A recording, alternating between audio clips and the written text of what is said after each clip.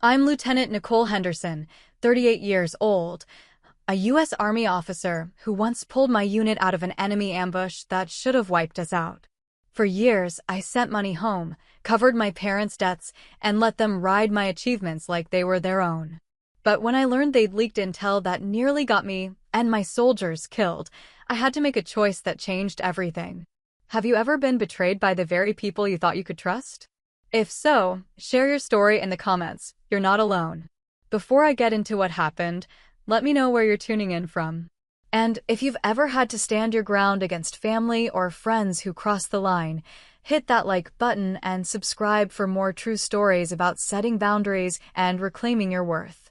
What came next might surprise you. I grew up in a house where medals mattered more than feelings. My parents, both former military themselves, turned our dinner table into a daily briefing on honor, duty, and what the neighbors thought of our family's reputation. Excellence isn't optional, my mother would say, adjusting her posture as if cameras were rolling. The Hendersons are watching, the community is watching, and you represent us everywhere you go. My father nodded along, his chest puffed with second-hand pride from achievements that weren't his own.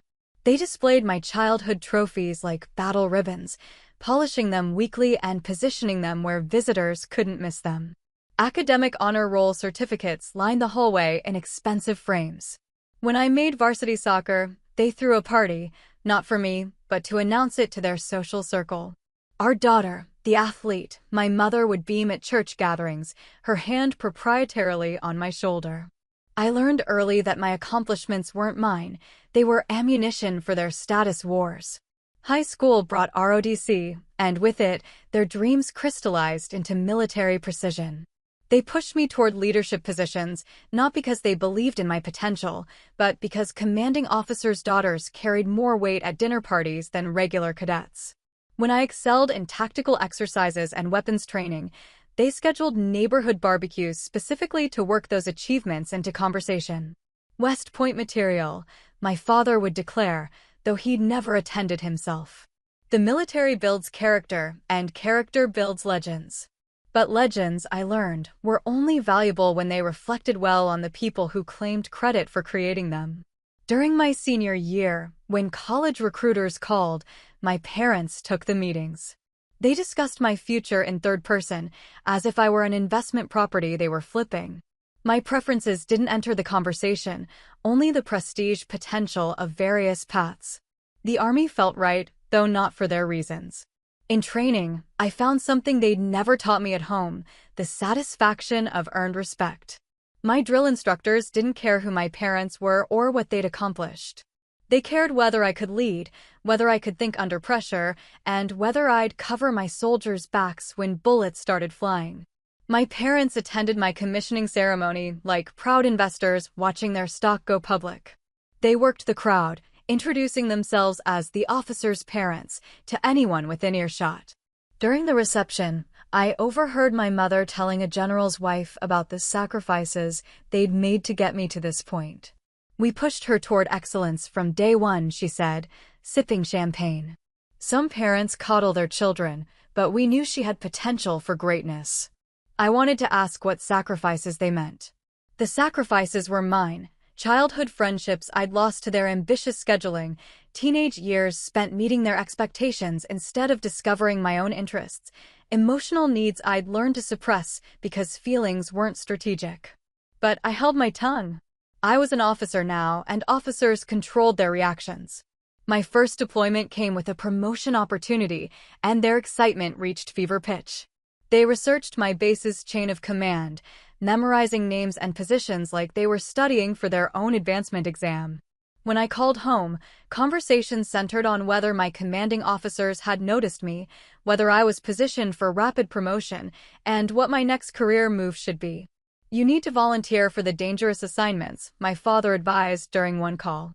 Heroes aren't made in safe positions. The Pentagon remembers soldiers who take risks. His tone suggested he'd taken those risks himself, though his military service had been limited to stateside administrative roles. He spoke about combat strategy like a fantasy football expert discussing plays he'd never run. My mother chimed in with social intelligence. Make sure your superiors know your background. Your pedigree matters in advancement decisions. These people need to understand they're dealing with quality. I tried explaining that merit spoke louder than pedigree in combat zones, but they weren't interested in my actual experiences. They wanted updates they could transform into dinner party anecdotes.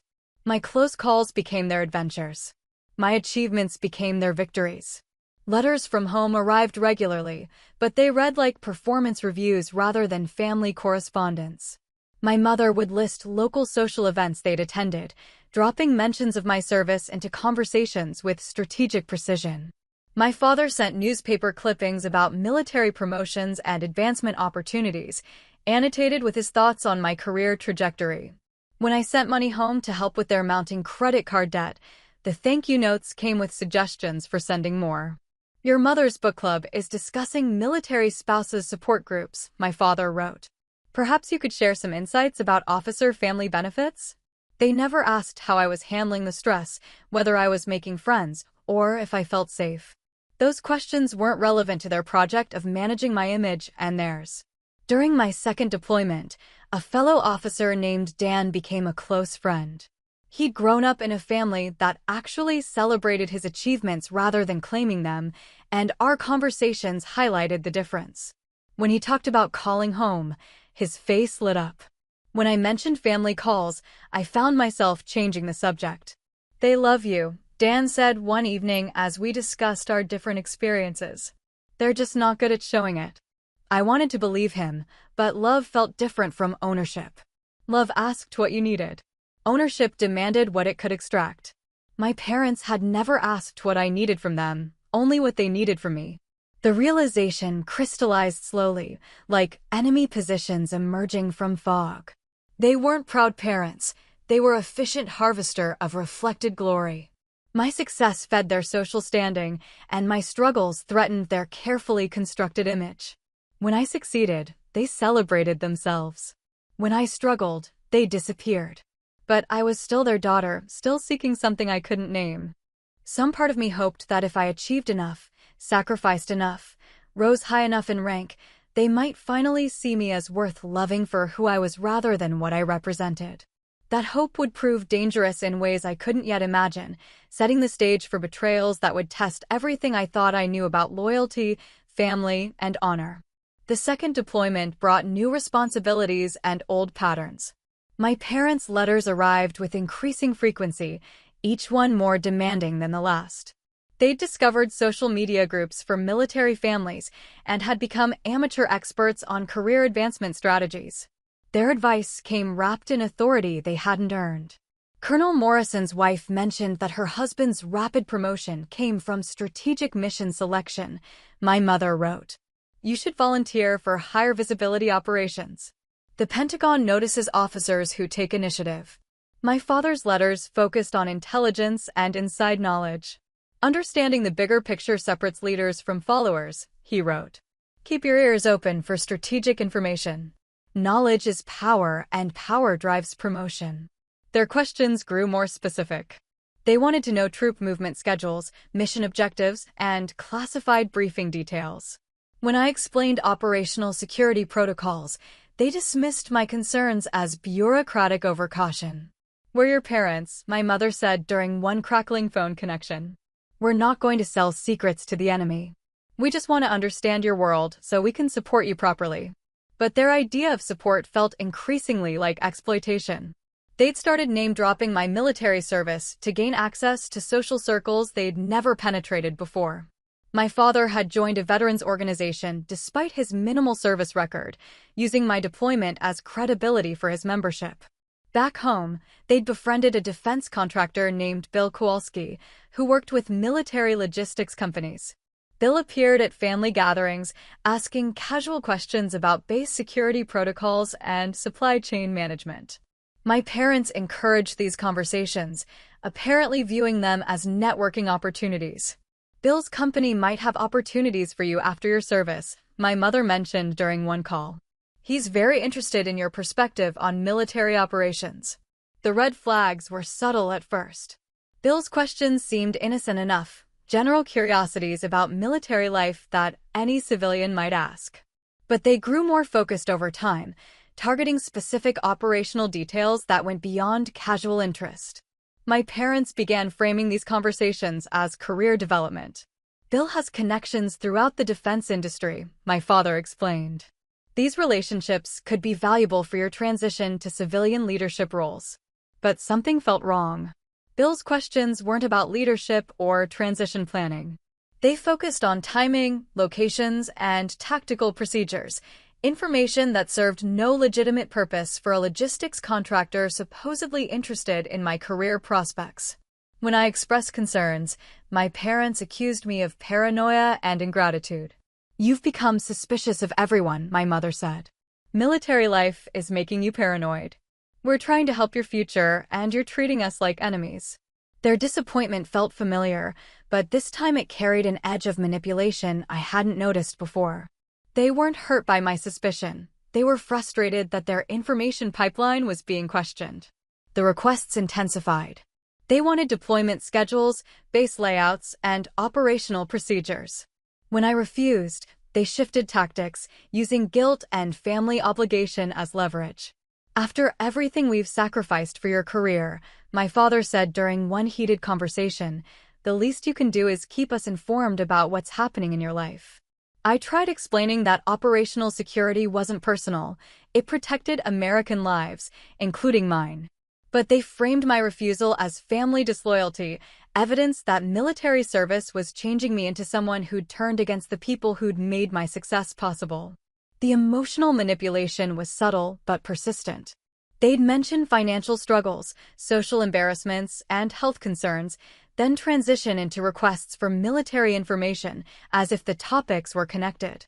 If I helped them understand my work better, they suggested, they'd be better equipped to support me and manage their own challenges. Dan noticed the strain during our off-duty conversations. "Your family calls are getting shorter," he observed one evening as we cleaned weapons in the armory. I hadn't realized how obvious my withdrawal had become. Conversations with home had shifted from weekly obligations to monthly dreads. Their voices carried expectations I couldn't meet and demands I couldn't fulfill. "They want me to share information I can't share," I admitted. "They think operational security rules don't apply to family." Dan nodded with understanding. His own family respected boundaries without explanation. "Military families understand that some questions don't get answered," he said. "That's part of supporting someone in service." But my parents had never learned to support without controlling. They wanted access to everything: my experiences, my knowledge, my professional relationships, and my classified information. When I established boundaries, they interpreted them as rejection rather than responsibility. The growing distance felt like betrayal in both directions. They accused me of choosing the military over family. I felt like they were choosing their social ambitions over my safety.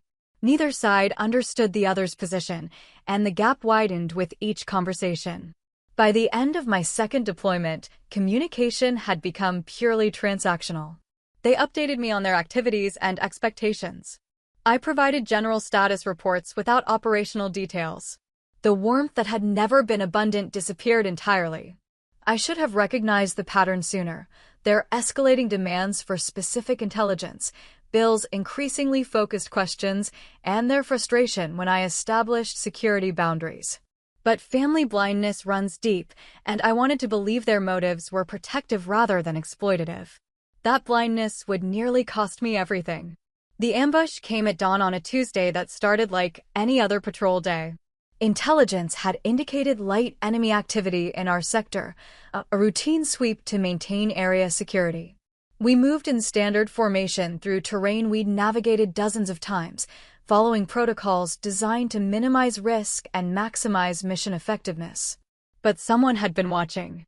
Someone had studied our patterns, learned our timing, and positioned fighters with intimate knowledge of our approach routes. The first shots came from elevated positions we'd identified and cleared on previous missions. The enemy had moved into those positions after our reconnaissance, suggesting they'd known exactly when we'd be vulnerable and where we'd take cover. Contact left. I shouted, diving behind a concrete barrier as bullets chewed chunks from the wall above my head. My squad scattered to defensive positions, but the incoming fire was too accurate, too well-coordinated for a random encounter. Martinez went down first, a round catching his shoulder as he moved to flank the enemy position. Thompson dragged him to cover while I called for air support and coordinated our response. The enemy fighters knew our communication procedures, jamming our primary frequencies and forcing us to switch to backup channels. They're anticipating our movement, Sergeant Rodriguez yelled over the gunfire. Every position we take, they're already targeting. He was right. Standard small unit tactics weren't working because the enemy seemed to know our playbook. When we moved left, they were waiting. When we called for support, they'd already repositioned to counter our reinforcements. I had two choices: follow doctrine and risk losing soldiers, or adapt quickly and hope superior training could overcome their intelligence advantage. Change of plans, I radioed to my team leaders. We're going off script. Instead of the flanking maneuver they expected, we concentrated fire on their center position while I led a small team through an approach route we'd never used before. It meant exposing ourselves to crossfire, but it was the one direction they hadn't prepared for. The gamble worked. We reached their flank position and engaged at close range, disrupting their coordination and giving our main force room to advance. Within 20 minutes, the engagement was over, but the tactical lessons lingered. How did they know our standard procedures so well? Martinez asked later as medics treated his wound. It was like fighting someone who'd read our training manuals. I didn't have an answer then, but the question gnawed at me during the after-action briefing. Enemy forces in our area weren't known for sophisticated tactical preparation. They relied on improvised explosive devices and hit-and-run attacks, not coordinated ambushes that demonstrated intimate knowledge of American small unit tactics. Captain Williams, our company commander, shared my concerns. Intelligence suggests they had advanced knowledge of your patrol route and timing, he said during my debrief. We're investigating potential security breaches. The possibility of a leak felt surreal. Our operational security protocols were thorough, and access to patrol information was limited to essential personnel. But the evidence pointed toward compromised intelligence. Someone had provided the enemy with information that nearly cost American lives. 2 days later, the investigation expanded. Military police interviewed soldiers about their communications with family and friends. They reviewed phone records, email accounts, and social media activity, looking for patterns that might indicate information sharing with unauthorized personnel. This is routine, they assured us. We're checking everyone's contacts and communications. If there's a security breach, we'll find it. But routine felt different when it involved your own communications. As investigators examined my phone records and internet activity, I thought about my parents' increasingly specific questions about patrol schedules, base security, and operational procedures. Their curiosity had seemed innocent, worried parents trying to understand their daughter's dangerous work. But viewed through the lens of operational security, their questions took on a different character.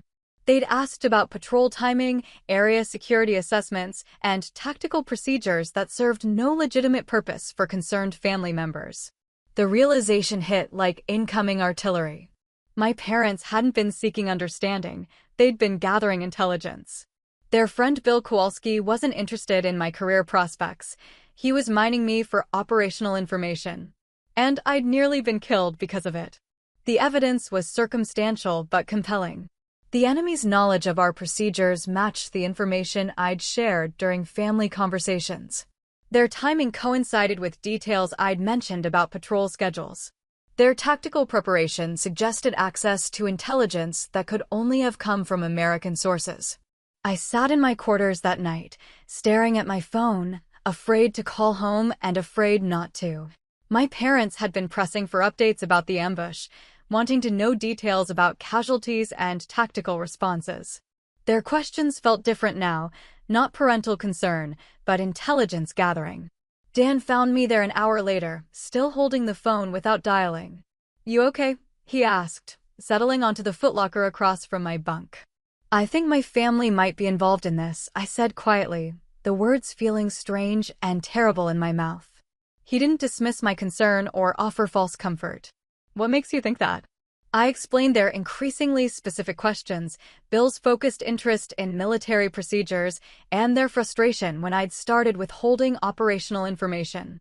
Dan listened without interruption, his expression growing more serious as I detailed the pattern of intelligence requests that had preceded the ambush. "That's not normal family curiosity," he said finally. "And timing like that isn't coincidence." The betrayal felt complete and devastating. My parents had spent my entire life teaching me about honor, duty, and sacrifice. But when those values conflicted with their social ambitions and financial opportunities, they'd chosen personal gain over American lives. They'd gambled with my safety and the safety of my soldiers for whatever benefit Bill Kowalski had offered them. The medals they displayed so proudly, the achievements they claimed as their own, none of it mattered when measured against their willingness to endanger the daughter they claimed to love. That night, I made a decision that would change everything between us forever.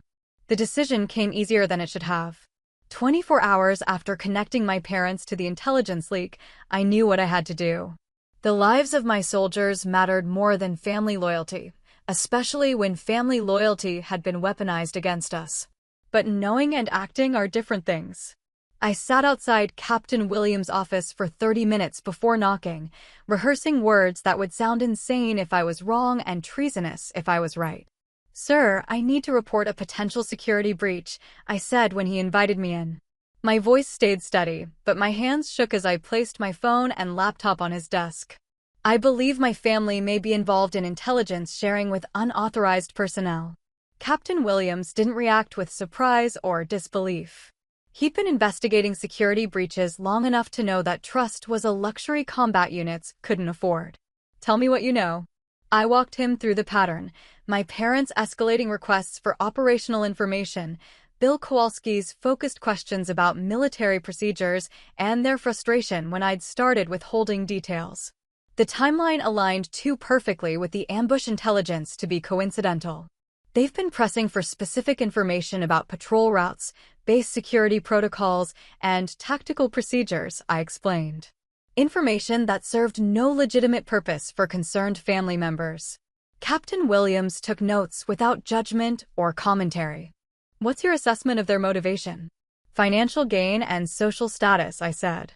"Bill Kowalski works for a defense contractor. My parents have significant debt and have always sought status through my military service. I believe they saw this as an opportunity to monetize their access to classified information." The investigation moved quickly once I provided authorization to examine my family's communications and financial records.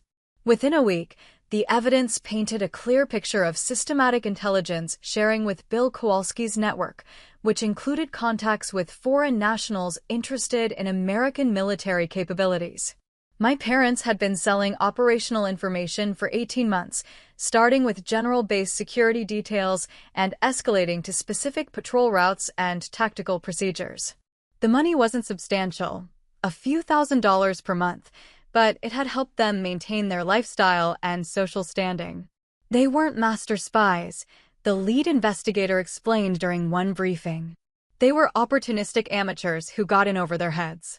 But amateur espionage kills soldiers just as dead as professional operations. The betrayal cut deeper than enemy bullets. My parents had taught me that honor was non-negotiable, that duty came before personal comfort, and that sacrifice defined character. But when tested, they'd chosen personal benefit over those principles. They'd used my love for them as a weapon against my country and my soldiers. Every time I'd shared operational information to ease their worried questions, they'd passed it along for profit. My trust had been their commodity. The worst part was the manipulation. They'd framed their intelligence gathering as parental concern, making me feel guilty for withholding information that could protect American lives. They'd weaponized my desire for their approval, using it to extract intelligence that nearly got me killed. Dan found me in the gym that evening, working through my anger on a heavy bag. "Heard the investigation is expanding," he said, wrapping his hands for his own workout. 3 more families, I confirmed. Bill Kowalski was running a network of military relatives who had access to operational information. My parents recruited other families through their social connections. The scope was larger than anyone had initially suspected. Bill's operation had compromised multiple units across several bases, all using the same model: befriend military families, gain their trust, and gradually expand their information gathering until they were providing actionable intelligence to foreign contacts. How do you feel about it? Dan asked. I considered the question while landing combinations on the heavy bag. How did I feel about discovering that my parents were foreign intelligence assets? How did I feel about their willingness to endanger my life for monthly payments? How did I feel about decades of emotional manipulation designed to exploit my military service? Angry, I said finally. And relieved. The relief surprised me more than the anger. For years, I'd felt like something was wrong with our family dynamic without being able to identify the problem. Their conditional love, their transactional affection, their constant demands for more achievement and information, I'd attributed those patterns to high expectations and protective concern. Learning the truth was devastating, but it was also clarifying. Their behavior hadn't been loving but predatory. Their questions hadn't been caring but extractive. Their disappointment in my boundaries hadn't been hurt feelings, but frustrated intelligence gathering. I wasn't a bad daughter for questioning their motives or a paranoid soldier for protecting operational security. I was an officer who'd identified and neutralized a threat to American lives. The counterintelligence team prepared to make arrests, but they wanted to coordinate the timing with a broader operation against Bill Kowalski's network. My parents would be taken into custody, along with several other military families who'd been selling information through the same channels. The Pentagon wants to make a statement, Captain Williams explained. This operation will be high-profile, designed to deter other families from similar activities. I understood the logic, but the personal implications were staggering. My parents' arrest would be public, linked to my military service and the ambush that had nearly killed my soldiers. The media would connect the dots between their betrayal and my survival, making me the face of family members betrayed by their own relatives. But publicity brought opportunity. If I had to endure the spotlight, I could use it to send a message about honor, duty, and the real meaning of military sacrifice.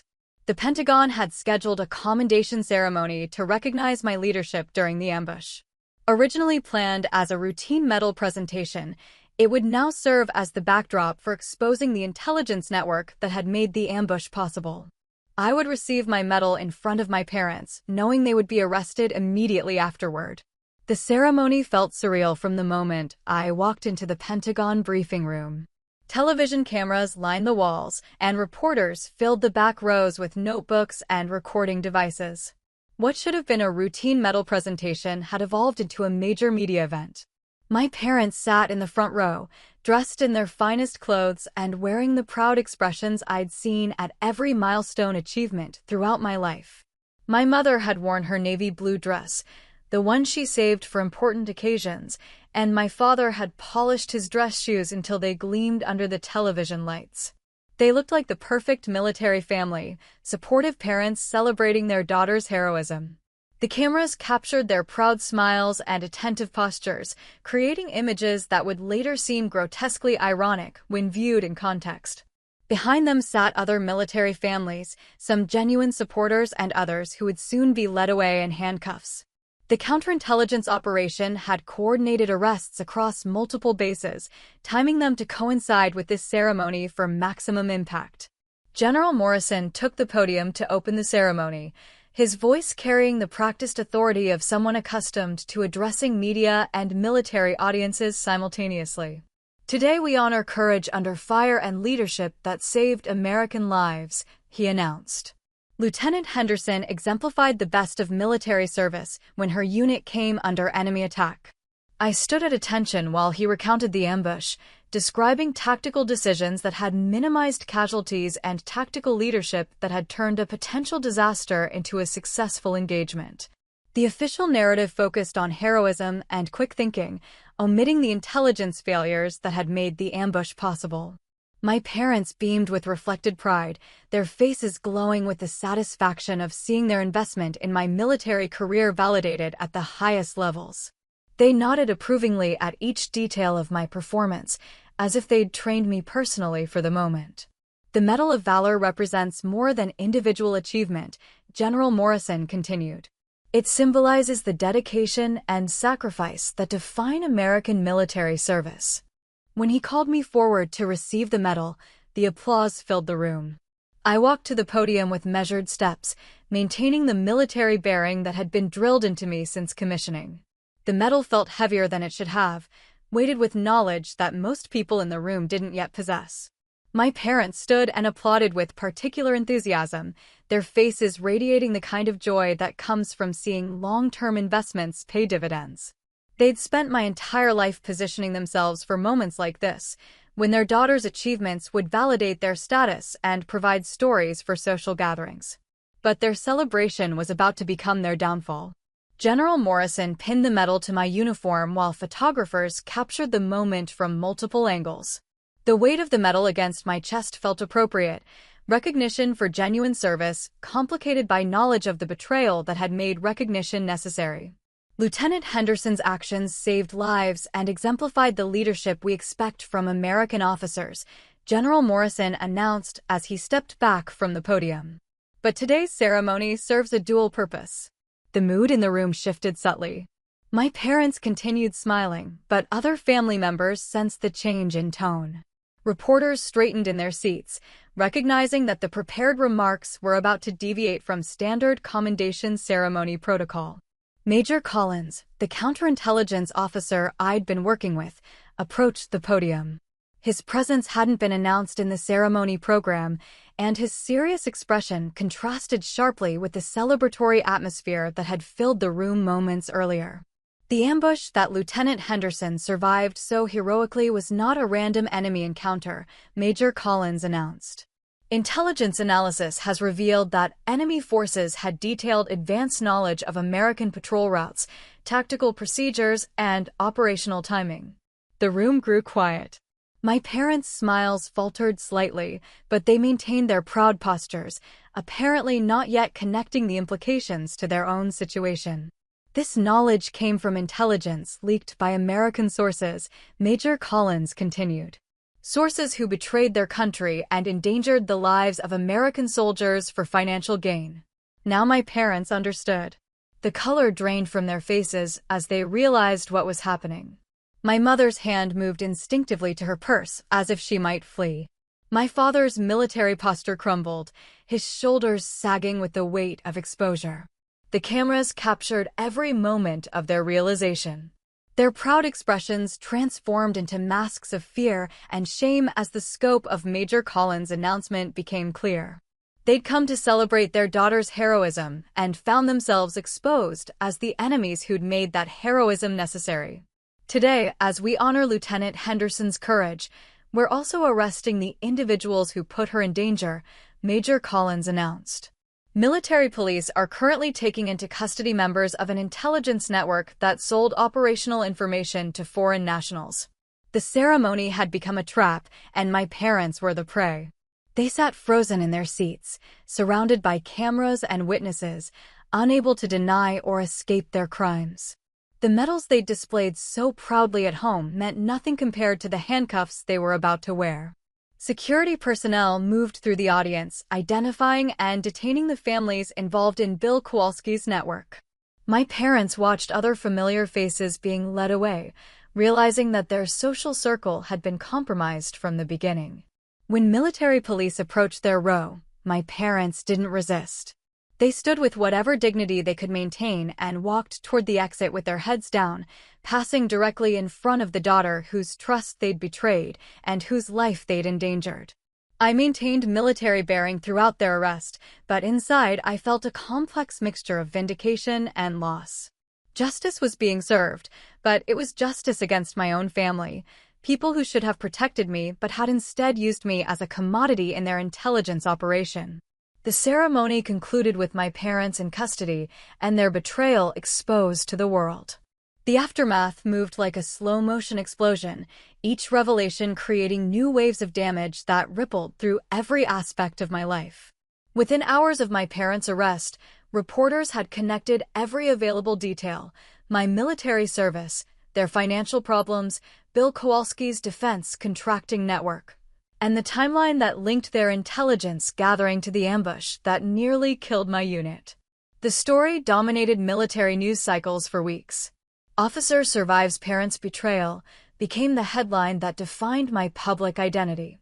Magazine profiles explored the intersection of family loyalty and national security, using my situation as a case study in the complex dynamics of military families under financial pressure.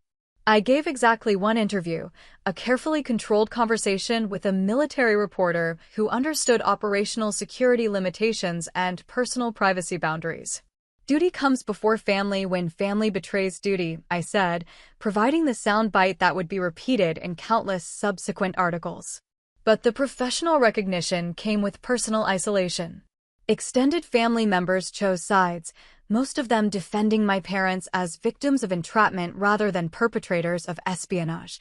Aunts and uncles who'd celebrated my military achievements now viewed me as the ungrateful daughter who'd destroyed her own family. "You could have handled this privately," my Aunt Sarah said during one painful phone conversation. "Did you have to destroy their lives so publicly?" I tried explaining that private handling had been impossible once the investigation revealed the scope of their intelligence network, but family members weren't interested in operational security justifications. They saw a daughter who'd chosen career advancement over family loyalty. The worst conversations came from my parents themselves, calling from detention facilities to alternate between denial and accusation. My mother insisted they'd been set up by Bill Kowalski, framed by a man who'd exploited their innocent desire to understand their daughter's dangerous work. "We never meant to hurt anyone," she said during one call. "We thought Bill was helping us support your career.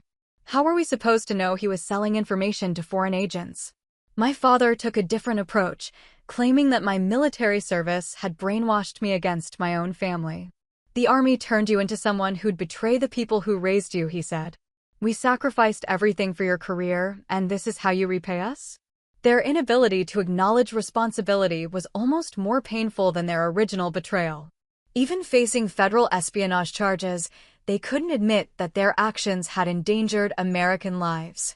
They remained focused on their own victimization, treating their arrests as persecution rather than consequence. The legal proceedings dragged on for months, generating periodic media coverage that kept my story in the public eye. Defense attorneys portrayed my parents as unsophisticated dupes manipulated by sophisticated intelligence professionals. Prosecutors argued that greed and status-seeking had motivated systematic betrayal of military secrets. Bill Kowalski plea bargained for a reduced sentence in exchange for testimony against his network, providing details about how he'd targeted military families with financial problems and social ambitions. My parents had been ideal recruits, desperate for money and status, with access to valuable intelligence through their daughter's service. "Your parents weren't victims," the prosecutor explained during one briefing. "They were willing participants who escalated their information sharing over 18 months. They knew what they were selling and who was buying it." The evidence was overwhelming. Financial records showed regular payments corresponding to intelligence deliveries. Phone records documented coordination with other network members. Email communications revealed their understanding of the information's classified nature and foreign destination. But evidence didn't ease the emotional complexity of testifying against my own parents. When called to provide witness testimony about their intelligence-gathering methods, I had to describe years of manipulation disguised as family concern. Their lawyer tried to portray my testimony as revenge rather than justice, suggesting that military service had made me disloyal to the people who'd supported my career. "Did you ever consider that your parents might have been genuinely concerned about your safety?" the defense attorney asked during cross-examination. "Genuine concern doesn't request classified operational details," I replied. "Genuine concern doesn't sell that information to foreign nationals. Genuine concern doesn't endanger American lives for monthly payments." My unit provided overwhelming support throughout the legal proceedings. Dan testified about the ambush tactics that had demonstrated enemy knowledge of our procedures. Other soldiers described the security breaches that had compromised multiple missions. Captain Williams provided expert testimony about the intelligence value of the information my parents had sold. Lieutenant Henderson's courage in reporting this security breach saved lives, he testified. "Military families who betray operational security aren't victims. They're threats to national security. The sentences reflected the serious nature of their crimes. 12 years for my mother, 15 for my father, based on their leadership roles in recruiting other military families. Bill Kowalski received 25 years for organizing the network and facilitating intelligence transfers to foreign agents. But legal justice didn't resolve emotional damage. I'd lost my parents, my extended family, and my naive faith in family loyalty. The people who'd taught me about honor and sacrifice had demonstrated that their principles were negotiable when faced with financial pressure and social opportunity. Professional consequences proved more positive. Military leadership recognized the courage required to report family members for espionage, and my career advancement accelerated accordingly. I received assignments to intelligence and counterintelligence positions, where my experience with family-based security breaches provided valuable perspective. You understand the human factors in security failures, Colonel Martinez explained when offering me a position with military counterintelligence. That knowledge will help us prevent similar breaches in the future. The work was satisfying in ways I hadn't expected. Teaching young officers about operational security, I could share real-world examples of how family relationships could be weaponized against national security. My story became a case study in military academies, illustrating the complex intersection of personal relationships and professional duty. But nights were still difficult. I'd built my entire identity around earning my parents' approval, and discovering that their approval had been conditional on my usefulness as an intelligence source left me questioning everything about our relationship. Had they ever loved me, or had I always been a project designed to enhance their status and financial situation? Were any of my childhood memories genuine, or had every achievement been calculated to position them for eventual exploitation? Years passed before I could separate my parents' crimes from my memories of childhood. The distinction mattered more than I'd expected, understanding the difference between manipulation and love, between conditional approval and genuine support. Therapy helped, though finding a counselor with security clearance who could discuss family espionage cases proved challenging. Dr. Martinez, a military psychologist who specialized in family betrayal trauma, helped me understand the dynamics that had made me vulnerable to exploitation. Children of narcissistic parents often develop hyperachievement patterns, she explained during one session. They're programmed to seek approval through accomplishment, which creates exploitation opportunities. The pattern was clear in retrospect. My parents had conditioned me to equate their love with my achievements, making me desperate to share my military experiences in hopes of earning emotional validation. That desperation had made me careless with operational security, sharing information to maintain family connections rather than protecting national security. Healthy family relationships don't require classified intelligence as proof of love, Dr. Martinez observed. Your parents weaponized your natural desire for family connection.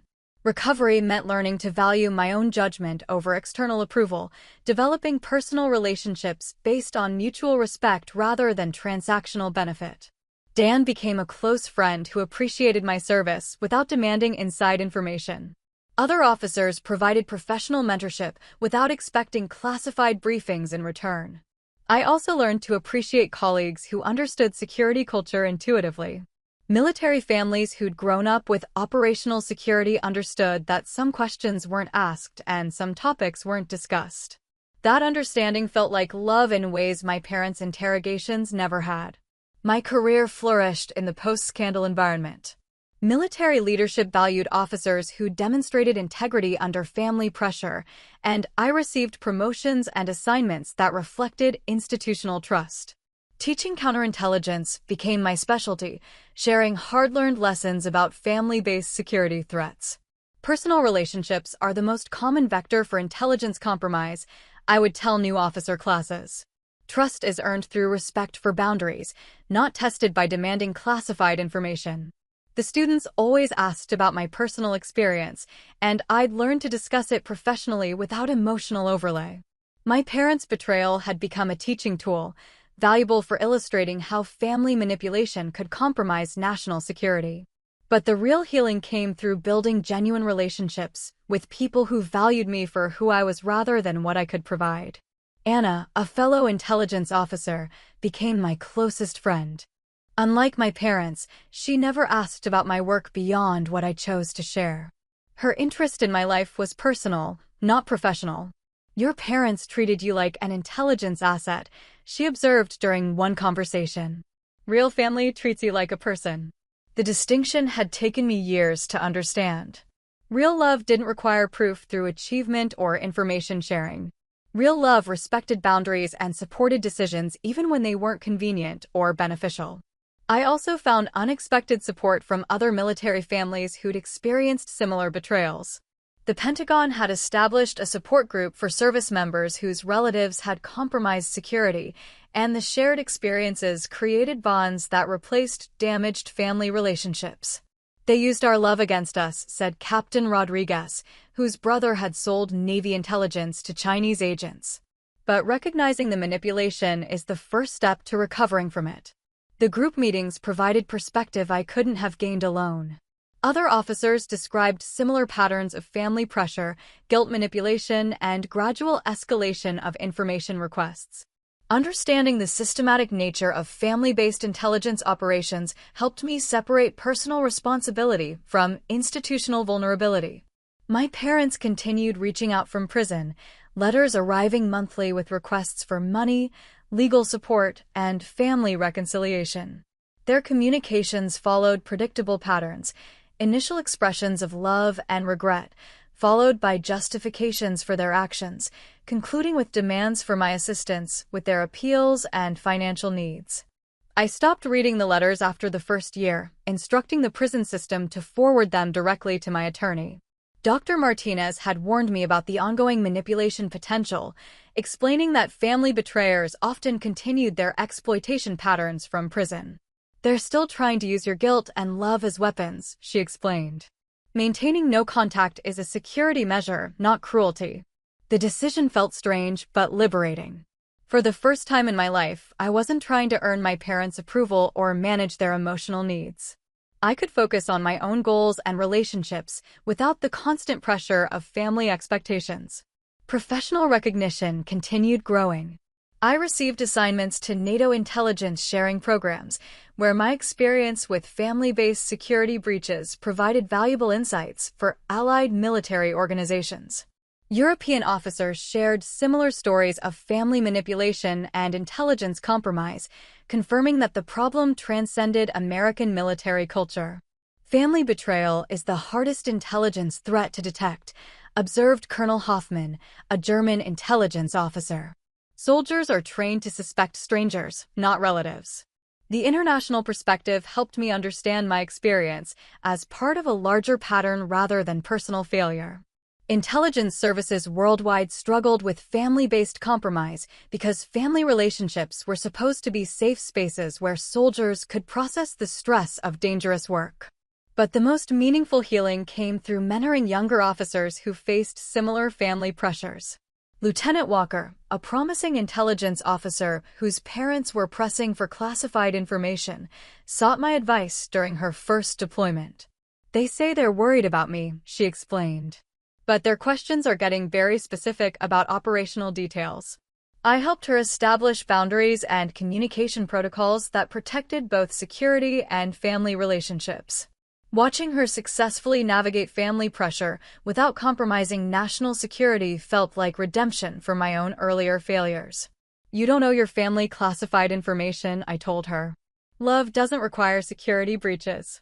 The lesson had taken me years to learn, but it was fundamental to both personal health and professional integrity. Family members who truly supported military service understood and respected operational security. Those who pressured for classified information were serving interests that conflicted with military duty. 10 years after my parents' arrest, I achieved the rank of lieutenant colonel and was assigned to lead counterintelligence operations for an entire military district. The promotion ceremony felt different from my earlier Pentagon commendation. This time, the audience consisted of colleagues who respected my service rather than family members seeking reflected glory. Dan attended as my guest, along with Anna and other officers who'd become my chosen family. Their presence felt more meaningful than my parents' attendance had ever been, because their support was unconditional rather than transactional. General Peterson, who'd followed my career since the espionage scandal, delivered remarks that connected my personal experience to broader institutional lessons. Lieutenant Colonel Henderson exemplifies the integrity required for intelligence work, she said. Her courage in reporting family betrayal established standards that protect all military families. The ceremony concluded with a reception where I found myself surrounded by officers whose careers I'd influenced through training and mentorship. Young intelligence officers shared stories about implementing security protocols I'd developed. Senior leaders discussed policy changes that had resulted from lessons learned through my family's betrayal. Your experience changed how we approach family security training, General Peterson told me during the reception. Every new officer learns about boundary setting and manipulation recognition because of what you went through. The institutional impact felt more significant than personal vindication. My parents' betrayal had exposed vulnerabilities in military-family relationships that had been exploited by foreign intelligence services for decades. By reporting their crimes and sharing the lessons learned, I'd helped protect other military families from similar manipulation. But the most important lesson was personal. Honor isn't inherited or awarded. It's chosen through daily decisions when faced with difficult circumstances. My parents had taught me about military values without embodying them. They'd preached about duty and sacrifice while pursuing personal gain at their country's expense. Real honor meant choosing principle over convenience, truth over comfort, and duty over family loyalty when family loyalty conflicted with national security. The choice hadn't been easy, but it had been clear once I understood the stakes. Standing in the Pentagon reception hall, surrounded by colleagues who respected my integrity rather than exploiting my achievements, I finally felt the approval I'd sought my entire life. But this approval was earned through character rather than granted through family connection, and it was given by people whose judgment I respected rather than demanded by people whose love was conditional. The young officers I'd mentored approached throughout the evening, sharing updates about their careers and families. Lieutenant Walker had successfully completed her deployment without compromising security, maintaining healthy family relationships through clear boundaries and honest communication. Captain Morrison had identified and reported suspicious intelligence gathering by his spouse's relatives, preventing a security breach before it occurred.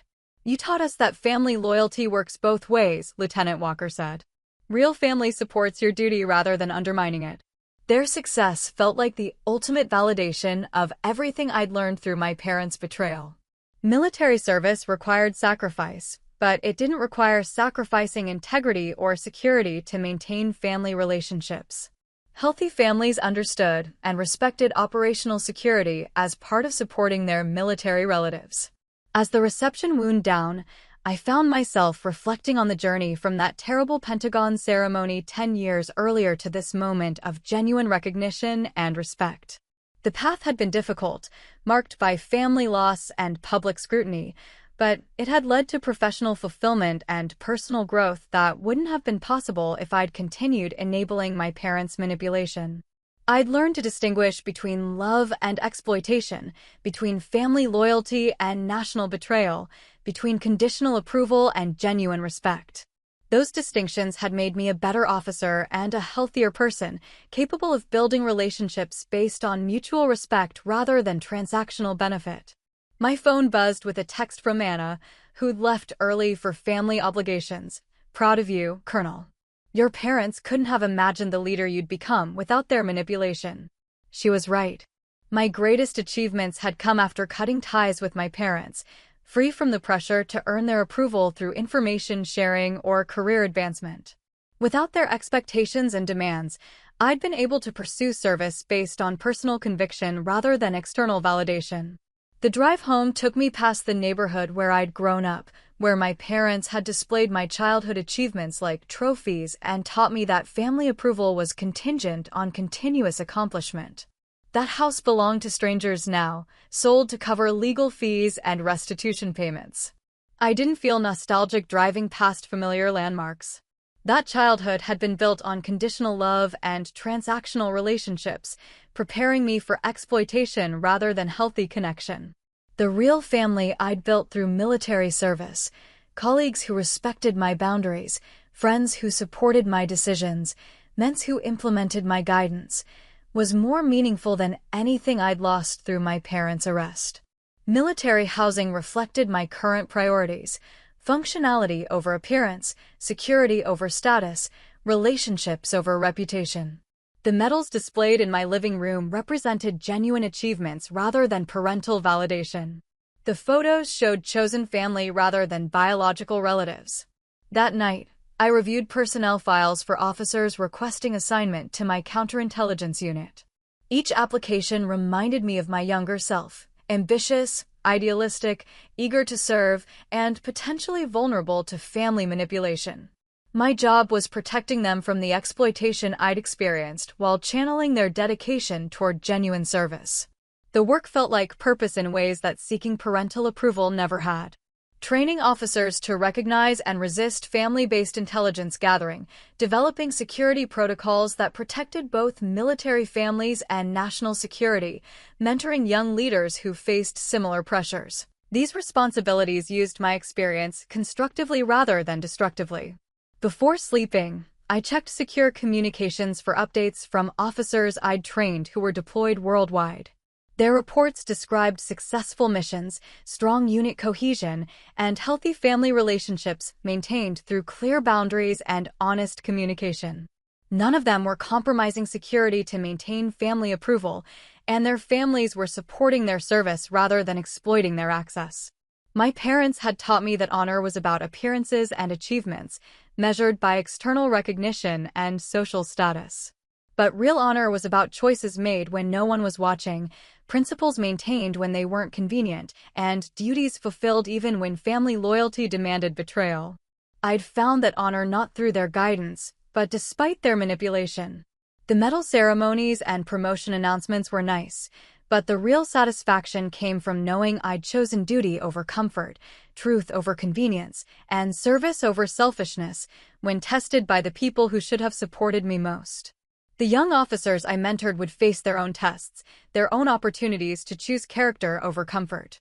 My job was preparing them to make those choices successfully, using hard-learned lessons to help them avoid the mistakes that had nearly cost me everything. That was the real legacy of my parents' betrayal, not the scandal or media attention, but the officers who would serve with integrity because they'd learned from my experience. Their success would honor the soldiers who died because of intelligence compromises, vindicating the painful choice I'd made to report my own family. Honor, I'd learned, was recursive. It created more honor through example and instruction, spreading through institutions and relationships like light through darkness. My parents had tried to use my honor for their gain, but honor couldn't be owned or exploited, only practiced and shared. The last thing I saw before sleeping was a photo on my nightstand, my unit from that deployment, taken after we'd all returned safely despite the ambush that should have killed us. Dan stood beside me, along with Martinez and Thompson and Rodriguez, soldiers who were alive because I'd eventually chosen duty over family loyalty. Their faces reminded me why the choice had been necessary and why it remained the right decision years later. Family was important, but it wasn't more important than the lives of people who trusted you to protect them. Honor meant protecting that trust, even when protection required painful sacrifice. The story of my parents' betrayal had become a cautionary tale shared in military academies and intelligence training programs. But the real story was simpler. Sometimes love meant letting go, sometimes loyalty meant saying no, and sometimes honor required choosing strangers over family when family chose betrayal over duty. That lesson had cost me everything I'd thought I wanted, but it had given me everything I actually needed: respect earned through character, relationships built on mutual trust, and service meaningful enough to justify the sacrifice required to maintain it. In the end, my parents had been right about one thing: honor was the most important value. They'd just been wrong about what honor actually meant. The call came on a Tuesday morning, 15 years after my parents' arrest. I was reviewing intelligence reports in my office at Fort Meade when my assistant knocked with unusual hesitancy. "Colonel Henderson, there's a call from the Federal Bureau of Prisons," she said. "Your father is in the hospital." I'd been expecting this call for months. My father's letters from prison, the ones I'd stopped reading years ago, had reportedly mentioned declining health. Diabetes complications, according to the brief updates my attorney provided when legal issues required my attention. Now, apparently, those complications had reached a critical stage. "He's requesting to see you," the prison chaplain explained when I returned the call. "The doctors say he has maybe a week, possibly less. I understand there's been estrangement, but he's asked specifically for you." The request felt like one final manipulation, a deathbed appeal designed to extract forgiveness and family reconciliation. Even facing mortality, my father was apparently trying to control the narrative, to reshape his legacy through a reconciliation scene that would cast him as a repentant parent rather than a convicted spy. But 15 years of therapy and professional success had given me tools for handling manipulation that I'd lacked as a young officer desperate for parental approval. I could choose to visit or not visit based on my own needs rather than his emotional leverage. The decision was mine, and it could be made rationally rather than reactively. "I'll consider it," I told the chaplain. "I need some time to think." Dr. Martinez, my therapist, had warned me this moment would eventually arrive. Deathbed reconciliations are common with narcissistic parents, she'd explained during one of our sessions. They're a final attempt to control the relationship narrative and extract forgiveness without accountability. But she'd also acknowledged that closure sometimes required facing difficult conversations, especially when death made future opportunities impossible. "The question isn't what he needs from you," she'd said. "It's what you need from yourself." I spent 2 days considering the decision. My first instinct was refusal. My father had forfeited his right to family access when he'd sold intelligence that nearly got me killed. Visiting him would reward his final manipulation and potentially reopen emotional wounds that had taken years to heal. But another part of me recognized that this might be my last opportunity to close a chapter that had defined my entire adult life. Not to forgive him or validate his choices, but to demonstrate to myself that I'd moved beyond his ability to hurt me. Lisa, my closest friend, offered perspective during lunch at our usual spot near the Pentagon. "You don't owe him anything," she said after I explained the situation. "But you might owe yourself the chance to see him powerless." Her words resonated. My father's power over me had always been emotional, his ability to make me desperate for approval, guilty for setting boundaries, ashamed of choosing duty over family loyalty. Seeing him weak and dying might finally break whatever residual hold he still had on my psyche. Dan, now a lieutenant colonel himself, took a different approach when I sought his counsel. "What would you tell a young officer facing this decision?" he asked. "What would you advise someone you're mentoring?" I'd actually counseled several officers through similar situations, family members who'd betrayed security seeking reconciliation from prison or hospital beds. My advice had always been consistent. Visit if it serves your healing, stay away if it serves their manipulation. The question was determining which category this situation represented. I made the decision that Thursday evening, after reviewing personnel files for officers I was mentoring who faced their own family pressures.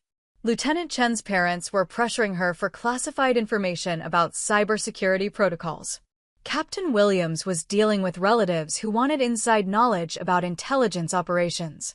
Both officers were successfully maintaining boundaries I'd helped them establish. Their strength reminded me of my own journey from vulnerability to resilience. I'd survived my parents' betrayal and built a meaningful career despite their manipulation. Visiting my dying father couldn't undo that progress unless I allowed it to. "I'll see him once," I told the prison chaplain. One visit with specific conditions. The conditions were non-negotiable. A guard present at all times, limited duration, and no recording devices or media access. If my father attempted manipulation or demanded forgiveness, I would leave immediately. This wasn't about reconciliation. It was about closure. The federal medical facility felt different from the military hospitals I'd visited during my career. Less disciplined, more chaotic, with security protocols that seemed designed for containment rather than healing. My father's room was in the maximum security wing, behind multiple locked doors and electronic surveillance systems. He looked smaller than I remembered. 15 years of imprisonment and illness had diminished the imposing figure who dominated my childhood with lectures about honor and duty. The man lying in the hospital bed was frail, connected to monitoring equipment and 4 lines, his skin gray with the pallor of serious illness. But his eyes remained calculating when he saw me enter the room. Even dying, he was assessing angles and opportunities, looking for leverage points he could exploit for emotional advantage. "You came," he said, his voice weak but carrying the same tone of satisfied expectation I remembered from childhood achievements. "I wasn't sure you would." "I came for me, not for you," I replied, taking the chair beside his bed but maintaining emotional distance. "I wanted to see how the story ends." He smiled slightly, apparently interpreting my visit as victory rather than curiosity. "I always knew you were strong. Stronger than your mother and me, stronger than we deserved." The statement felt like bait, an opening for the reconciliation scene he'd been planning. I didn't take it. "Strength isn't something you gave me," I said. "It's something I developed despite you." His expression shifted, confusion replacing satisfaction. This wasn't the script he'd expected, the grateful daughter finally understanding her parents' sacrifices, ready to forgive their mistakes and restore family bonds before death separated them forever. "We made mistakes," he continued, adjusting his approach. "But everything we did was because we loved you. We were proud of your service, proud of your achievements. Maybe we went about it the wrong way, but our intentions were good." I'd heard similar justifications during the trial, in letters I'd stopped reading, in reports from other family members who'd maintained contact. The narrative never changed. They were victims of manipulation who'd acted from love rather than greed, misguided rather than malicious. "Your intentions were selfish," I replied. "You used my love for you as a weapon against my country and my soldiers. Good intentions don't sell intelligence to foreign agents." The guard in the corner maintained professional neutrality, but I sensed his approval. He'd probably heard similar conversations before, dying inmates trying to rewrite their histories through deathbed appeals. My father's eyes hardened slightly, his manipulation shifting toward guilt and obligation. "I'm dying, and you're still punishing me for mistakes I made 15 years ago. Is this what the Army taught you?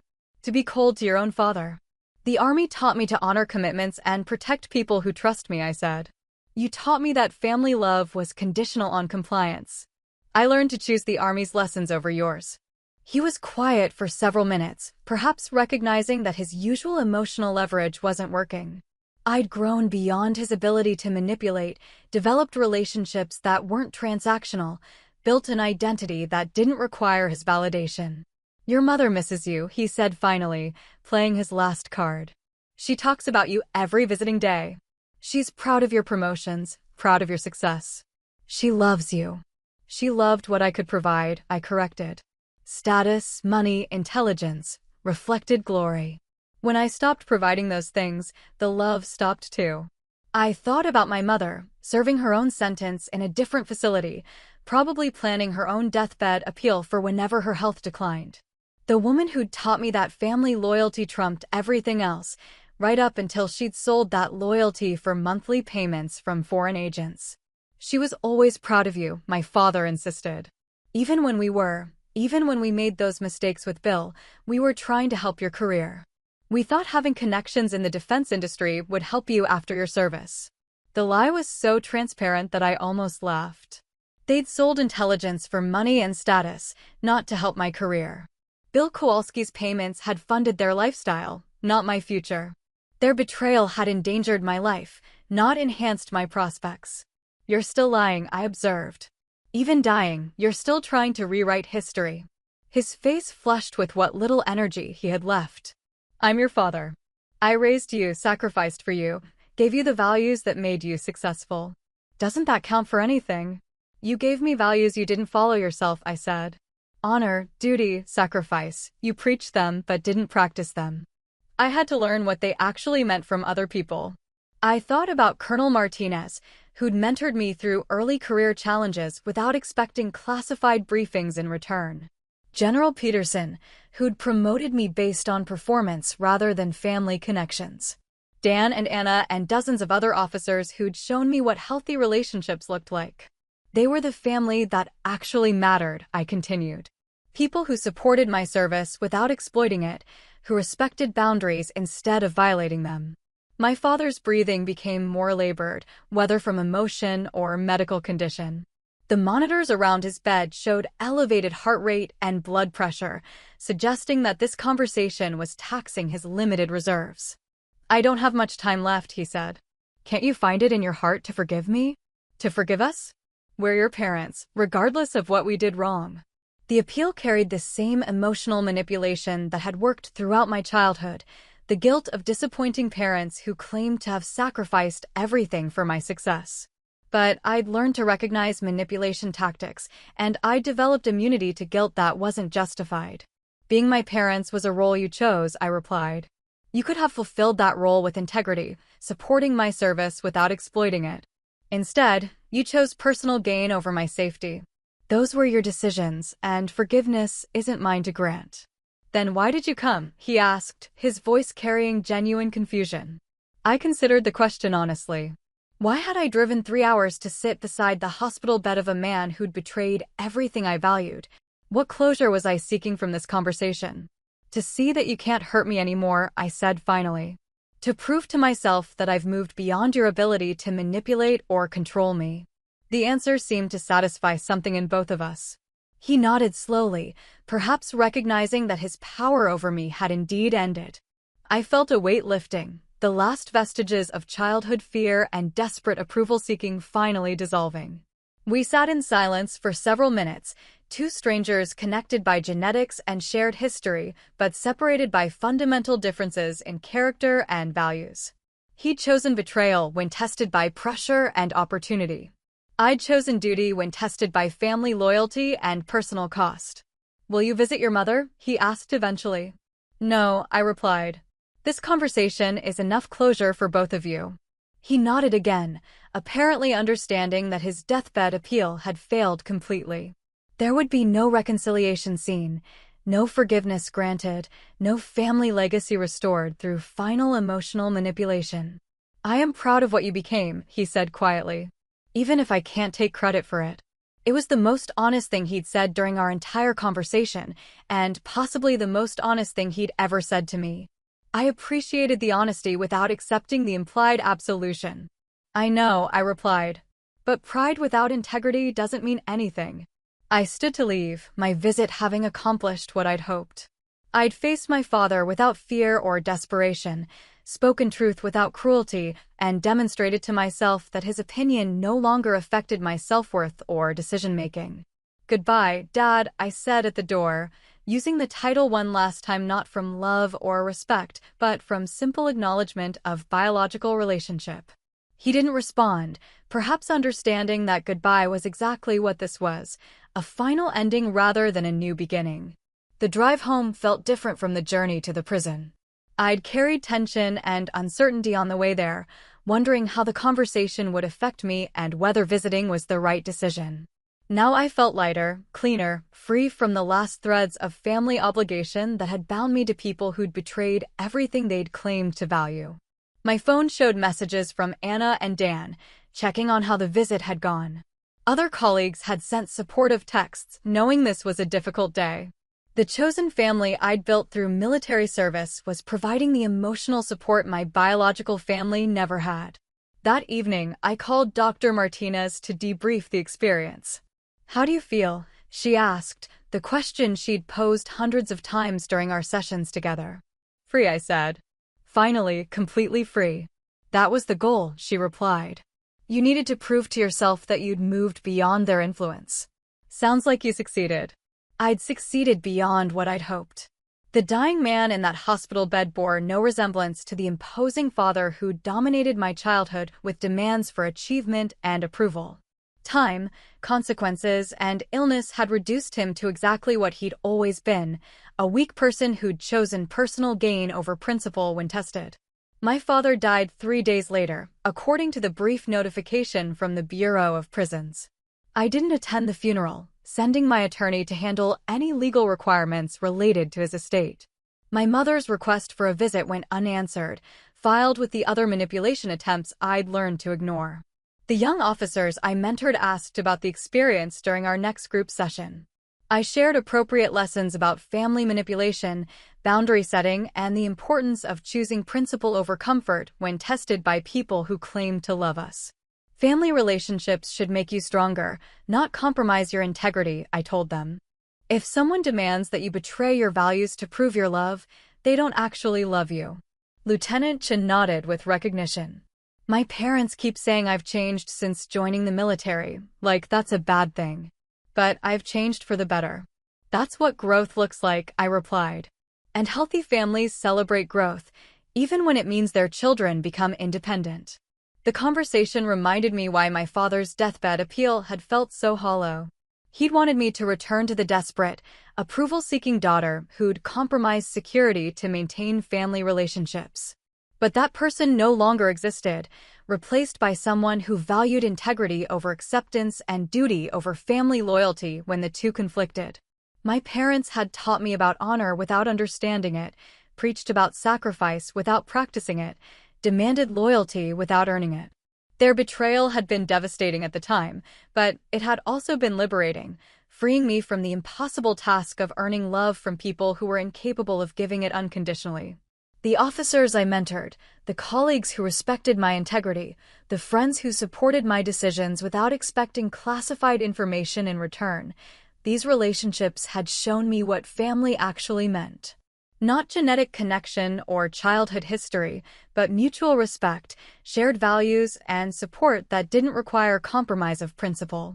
My father's death closed a chapter that had defined my adult life, but the story continued with meaning and purpose he'd never provided. Teaching young officers, protecting national security, building relationships based on trust rather than transaction. This work honored the values he'd claimed to believe, but failed to practice. The medal on my desk, earned through survival of his betrayal, caught the afternoon light streaming through my office window.